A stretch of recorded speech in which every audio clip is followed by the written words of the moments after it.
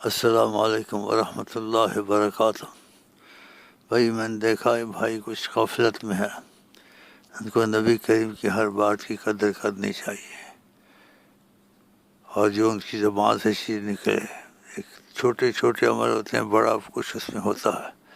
ایسے نبی عظیم سے قدر عظیم صلی اللہ علیہ وسلم نے فرمایا کہ اذان کے بعد جو دعا پڑھ لے میں اس کی سفارش کروں گا، اس کو اللہ سے بخشواؤں گا۔ کتنی بڑی بات ہے! وہ دعا چھوٹی سی ہے، لیکن جب اذان ہو تو اذان کے ساتھ وہ کلمات دہرا لیا کرے، جیسے مؤذن کہتا ہے اللہ اکبر، آپ کہتے رہیں۔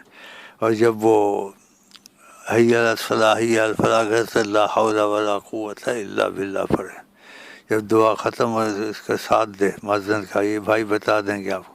اور جب ختم ہو جائے اذان تو اس کے بعد اللہم رب ھذہ الدعوۃ التامۃ یہ دعا پڑھ لے۔ لیکن اس میں جو بات بتانے والی تھی کہ اس میں غفلت ہو جاتی ہے، وہ مثلاً اذان ہو گئی، آپ نے دیر سے نماز پڑھی، آپ نے اذان تو ہو گئی ہوئی ہے، آپ نے نماز ایسے پڑھی، ایسے نہ کریں۔ آپ اس اذان کو دہرائیں جو اذان ہوتی ہے، اذان کے وقت دہرا کے پھر یہ دعا پڑھیں، دعا پڑھ کے پھر اقامت کریں اللہ اکبر، تو اللہ پھر نماز پڑھیں۔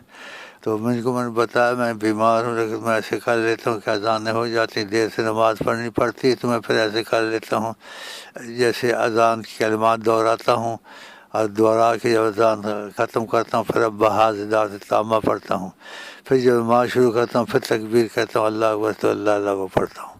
تو یہ بھائی آپ کو سمجھا دیں گے، اس کو سب بھائیوں کو کہیں کہ ان چیز کی بات خیال کریں، بے قدری مت کریں۔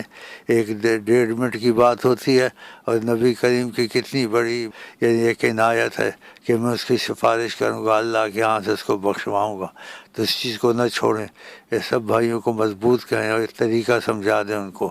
السلام علیکم ورحمۃ اللہ وبرکاتہ۔